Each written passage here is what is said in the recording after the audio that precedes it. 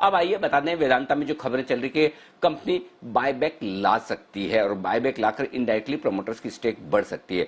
कितना बायबैक हो सकता है, किस प्राइस पर हो सकता है, जी बिजनेस की एक्सक्लूसिव रिसर्च आपके सामने आने की तैयारी में। हम हमेशा कोशिश करते हैं mergers, buyback, acquisitions, special dividend, इन सब सिचुएशन में आपको एक अच्छी और बेहतरीन रिसर्च दी जाए कि क्या कुछ हो सकता है ताकि आप उसके लिए तैयार हैं। अब ये नहीं पता बायबैक आएगा नहीं आएगा, आएगा तो कब आएगा और आएगा तो कितना आएगा। बाकी दो का हमें नहीं पता, लेकिन तीसरे का हमें पता है आएगा तो कितना आ सकता है। ये पूरी कैलकुलेशन लेकर आपके साथ है तैयार इस वक्त वरुण दुबे। वरुण बताइए क्या कैलकुलेशन किया आपने? देखिए अनिल जी, हमारा कैलकुलेशन कहता है कि बायबैक जो है करीब करीब 10% कर सकती है कंपनी बायबैक, यानी कि प्रमोटर्स का फिलहाल जो हिस्सा है करीब 50% के आसपास है। वैसे तो कंपनी 75% तक लेके जा सकती है, लेकिन हमें लगता है कि करीब 10% के आसपास का बायबैक जो है वो कंपनी कर सकती है। और जो भाव जिस पे बायबैक आ सकता है वो है करीब करीब 135 से 140 के आसपास का। इसके बीच में प्राइस जो है कंपनी के बायबैक का हो सकता है।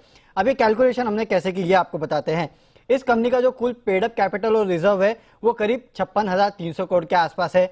अब कंपनी को अगर बायबैक लाना है तो इसके काफी सारे मेथड्स होते हैं, लेकिन अगर कंपनी, जहां तक हमें समझ में आता है वेदांता, ज्यादातर अपने बोर्ड अप्रूवल से ही बायबैक करेगी। अगर बोर्ड अप्रूवल से बायबैक किया तो इस पेड अप कैपिटल का करीब 10% कंपनी बायबैक कर सकती है, यानी करीब 5,600 करोड़ के आसपास का बायबैक जो है वो कंपनी को करने का अप्रूवल मिल सकता है। कंपनी के पास कैश जो है, हाल ही में कंपनी ने डिविडेंड दिया था आपको याद होगा, तो उसके बाद जो कैश बचता है कंपनी के पास वो करीब 6,000 करोड़ के आसपास बचता है। तो इसके हिसाब से अगर कैलकुलेशन करें और 10% के आसपास कंपनी अगर स्टेक बढ़ाना चाहे तो कंपनी को करीब 36,500 करोड़ शेयर जो है वो खरीदने पड़ेंगे। तो 5,000 के आसपास, 5,000 करोड़ के आसपास का बायबैक होगा और 36 करोड़ के आसपास का बायबैक, शेयर्स का बायबैक अगर कंपनी ने किया तो इसकी प्राइस आती है 136 रुपीज के आसपास। इसके लिए हम कह रहे हैं कि 135 से 140 के बीच का बायबैक होगा प्राइस, और 10% के आसपास की इक्विटी जो है ये कंपनी बायबैक कर सकती है। हालांकि अगर कुछ कम बायबैक किया कंपनी ने, अगर 7% 6% के आसपास, तो बुल केस 158 160 के आसपास का भाव भी हो सकता है, लेकिन बेस केस जो है वो 135 से 140 रुपए का है।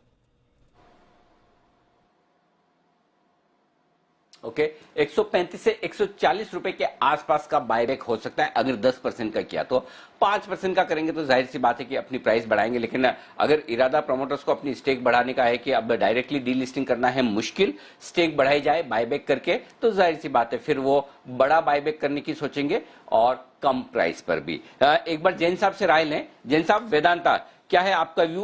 113 114 पर स्टॉक चल रहा है और बायबैक की खबरें अभी तक कंफर्म नहीं हुई है, लेकिन ऐसा हो सकता है, तो बताएं क्या करना चाहिए?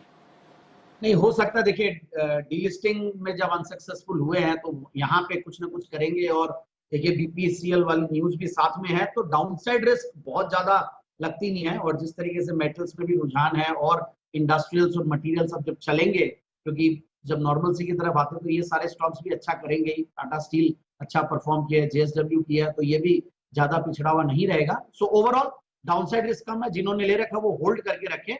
बाकी मुझे कोई बहुत ज्यादा बायबैक को लेकर कोई मैं खरीदी की राय दूं ऐसा नहीं है, बस just it's a hold from my side.